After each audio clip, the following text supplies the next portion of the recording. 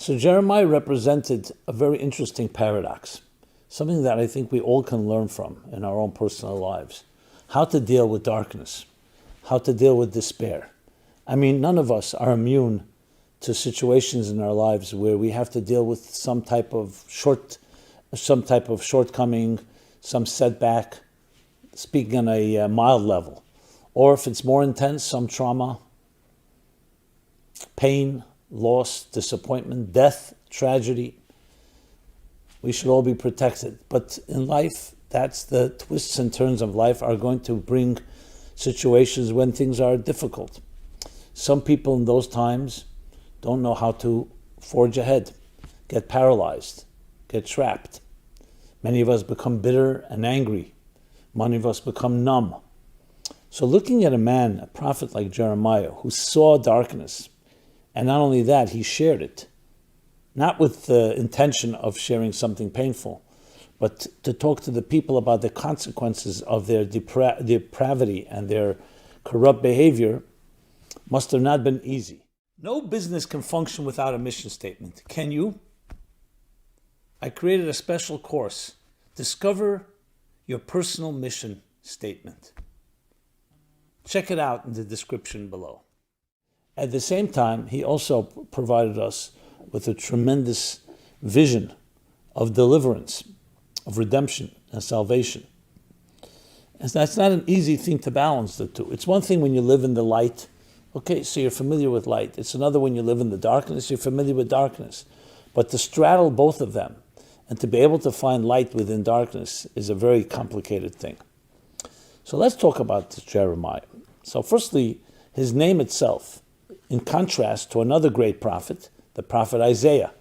Isaiah and Jeremiah are often talked about as two prophets, but both their names and their prophecies were very different. They both talked about destruction, but Isaiah spoke a lot more about the redemption, where the destruction was leading to redemption. And it was Jeremiah that spoke more about the consequences of destruction, the consequences, what will happen. And when you think about it, from a psychological point of view, there's a necessity to address both issues. When someone's dealing with any form of trap, let's call it an addiction, just using that as an example. It could be anything that blinds us psychologically, emotionally, spiritually. So there's one thing is looking at and saying, oh, look how far I've wandered and look how much beautiful things I'm missing in my life. In other words, fight the darkness with looking at what can be potentially beautiful and how much is being missed. If a person who's addicted is unable to be there for their loved ones, for their children, for family, for example. On the other hand, there's another thing is to focus on, look at the consequences of your behavior, what we call hitting rock bottom. Which one works better? And the answer is there's no cookie cutter model. There's no one size fits all. It all depends on situation. Obviously, the best way to motivate someone is by motivating them in a positive way. Instead of saying, look how far you've fallen, or how bad it can get, and it can get even worse, to motivate someone by showing the potential, showing how much you can achieve. But there are times when we have no choice, but we need to understand the consequences, because when we don't, we can go into denial. I remember reading David Carr's book, The Night of the Smoking Gun. He became a very powerful writer at the New York Times. But before that, he lived a life that was, as he put it, a crack addict. He was a crackhead. And in his book, he describes a scene, which I'll just share simply because it left such an impression on me. He describes a scene where he says him and his girlfriend, they were smoking crack and they were really destroying their lives. But then they decided to get married, and two dysfunctional addicts decided to get married, and they had children. I think twins or two children. I think it was either two children or twins. I don't remember right now. Anyway, okay, fine. He says it was a very irresponsible thing to do, but that's what we did. We had children. And he thought, and she thought, that we could take care of our children. We love our kids, and we'll deal with it. But they never really confronted it and never really dealt with their addiction. Well, one day, he had a craving, And but the problem was he was with his two kids, and he needed to go to a crack house, as he put it. So he decided he'll pack them up. It was a very cold day. Put them in the car, in blankets, and cover them up and all that, and coats and so on. And he said, you know what, I'll go to the crack house, I'll leave the car on with the heater on, and I'll go do my thing, and I'll come back. In his delusional mind, he thought that's a responsible thing to do. And he went to the crack house, and he thought he was going in for 15 minutes, but as things go with these things, you lose sense of time, and he lost complete sense of time. By the time he came out, it was 2 hours later. And he was like in a stupor, slipping over himself. And then suddenly he looks at the car, and he realizes, he remembers. And he looks at the car is completely smoked up. Because he left the heat on. So the heat built up. And suddenly it dawned upon him. He had two little babies in there.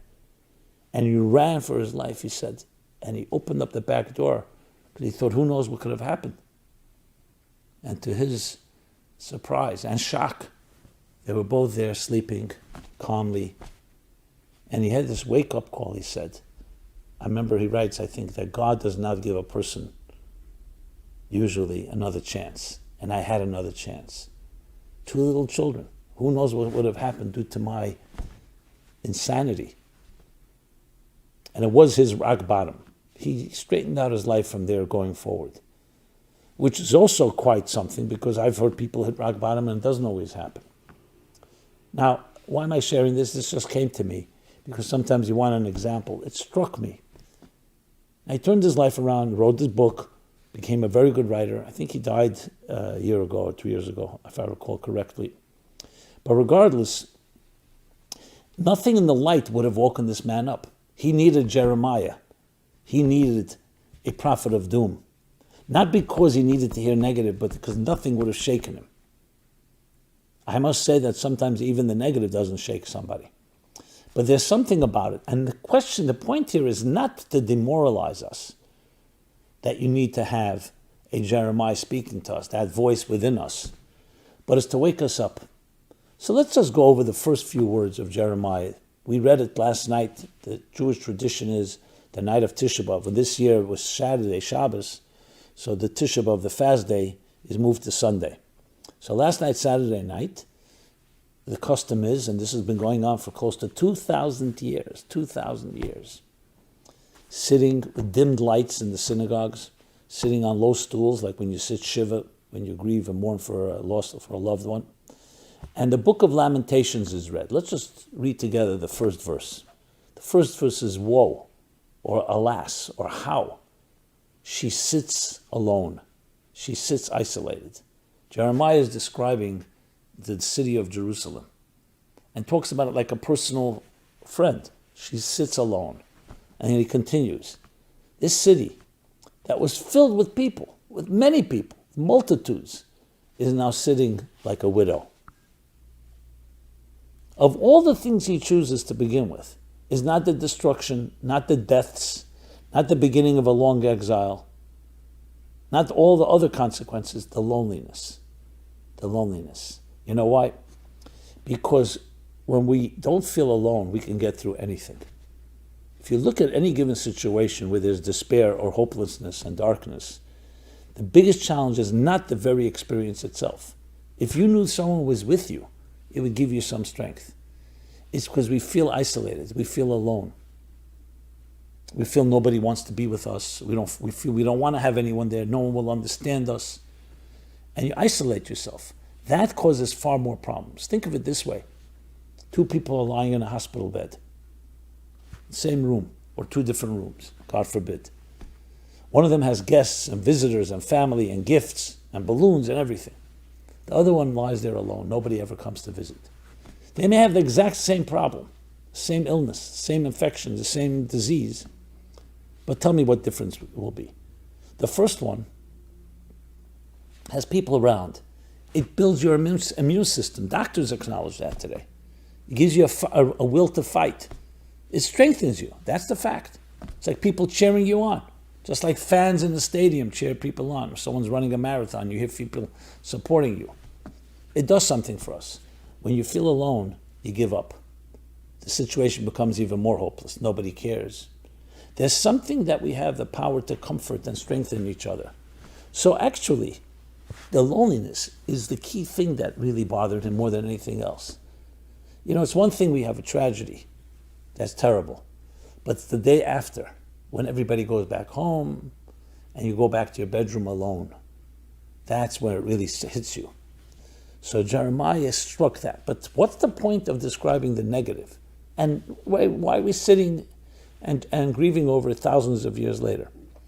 Because awareness is half the cure.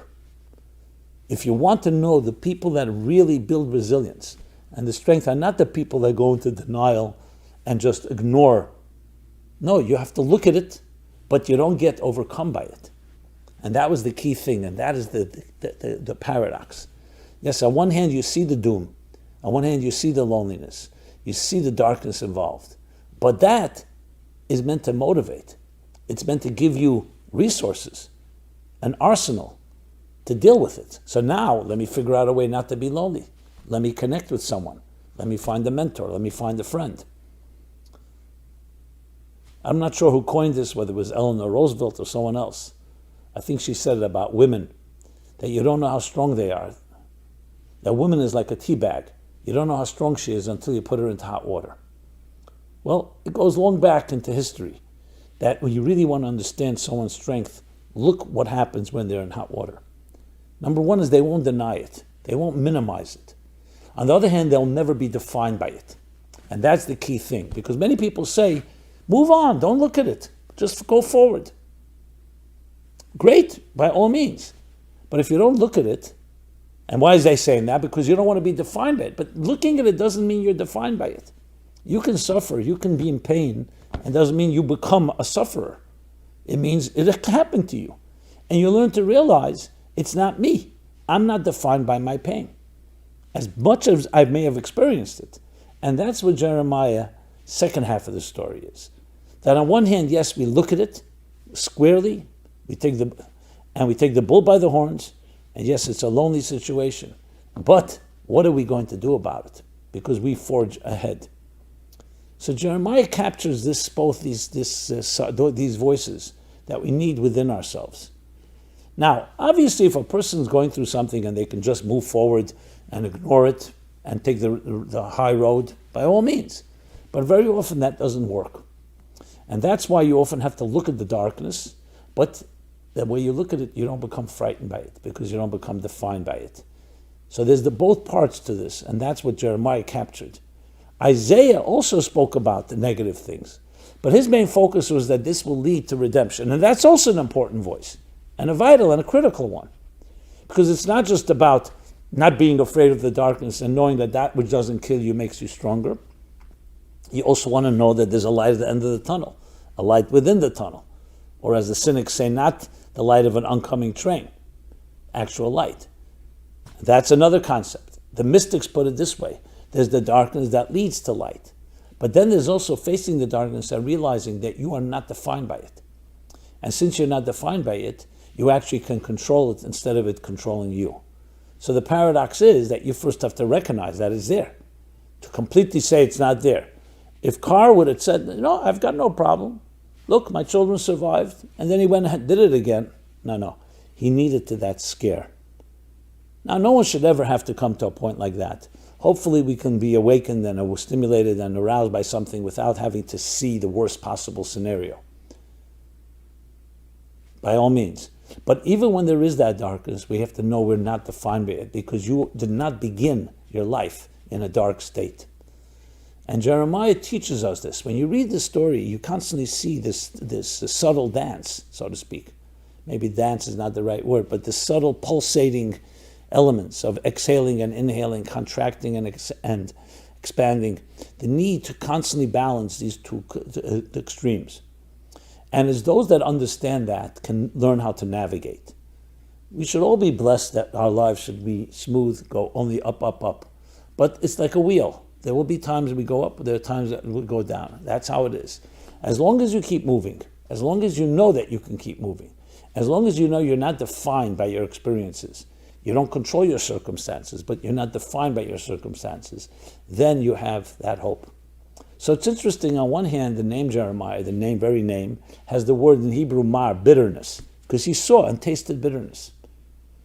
At the same time, Jeremiah means lifting and exalting the divine, the name of God, and Ram in Hebrew means to exalt, to lift.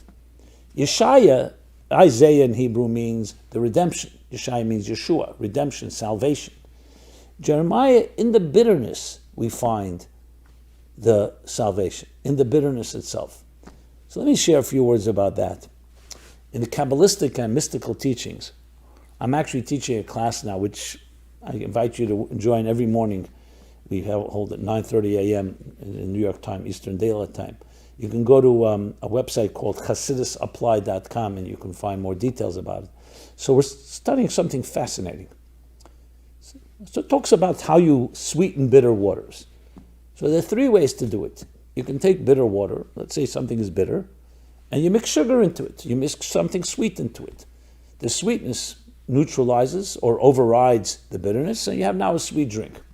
The bitterness has not been transformed. It's been essentially either neutralized or nullified, been bypassed or outnumbered, if you wish. That's one way. The second is you bring such an intense level of sweetness that it actually, like so to speak, zaps the bitterness right out of the bitterness. It's somewhat how perfumes are made. You extract the toxins and you create this powerful aroma, but a beautiful perfume.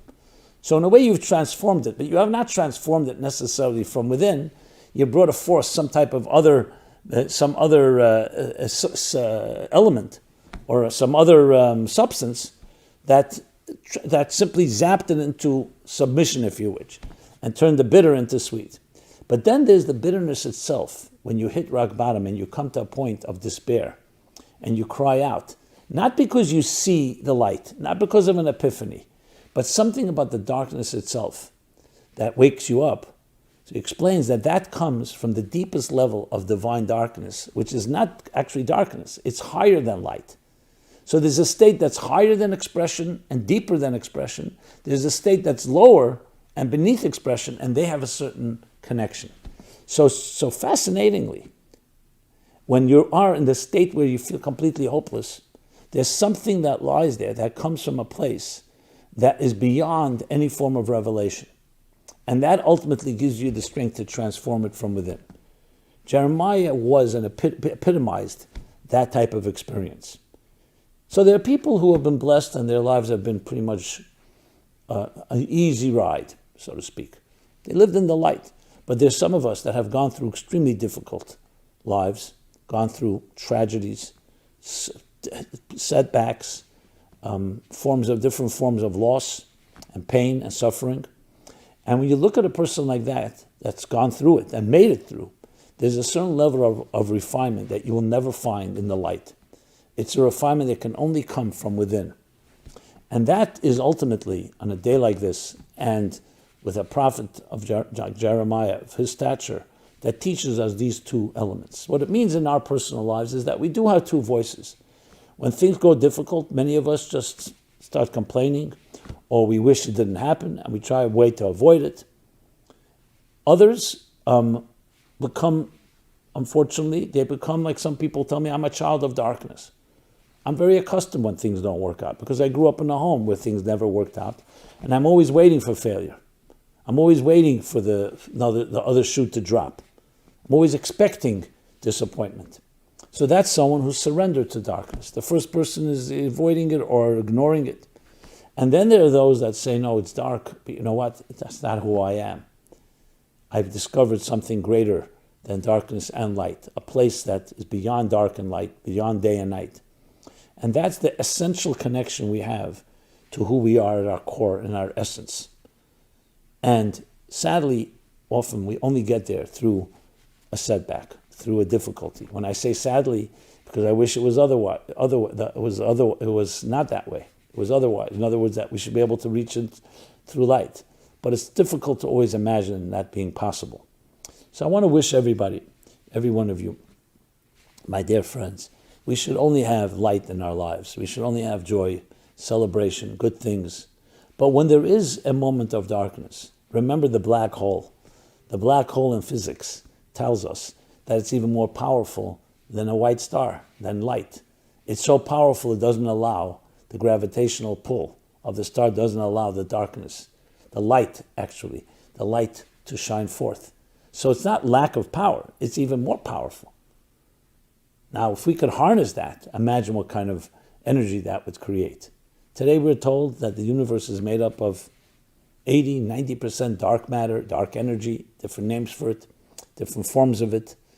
So darkness is something that, although darkness, my old friend, darkness, like the sound of silence, has a power that is even louder than sound. Has a power that's has more energy, because it takes more energy to withhold than to give. And we can access that in those darker moments. So we should be blessed with no darkness. Let's start with that. But should it come, know you can tap into it. And Jeremiah, the prophet of doom, but also of deliverance, teaches us that it's not about doom. It's recognizing that anything negative really has a deeper power within it. And even the very loneliness that pain can create, when it's transformed, can become the source of unbelievable connection and love. So loneliness is not an end in itself, but it can lead you to great places, to places that allow us to become far greater than we would ever have been had we not gone through these darker moments. So may everybody be blessed, and may all the darkness be transformed into great light, and a light that's unprecedented, a light that is not created by light, but only through the negative. Again, we should all be blessed. It's always great talking to you about any topic. Sometimes we need to talk about these topics as well. And please, if you liked what you heard here, please share it, and please subscribe. Now I've been told not just subscribe, also press that bell on YouTube for notifications. The same thing, liking things on Facebook and other platforms. And above all, I'd love to hear from you. Thoughts, comments, suggestions, questions, rebuttals, anything. Because at the end of the day, the antidote to loneliness is synergy, is unity, is connection. And connection and attachment lies at the heart of all love and of everything that makes us into the healthiest, most wholesome people we can be. Be blessed, and thank you so much. Simon Jacobson at meaningfullife.com is our website.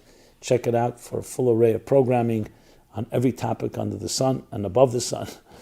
And please enjoy and be well. Bye-bye.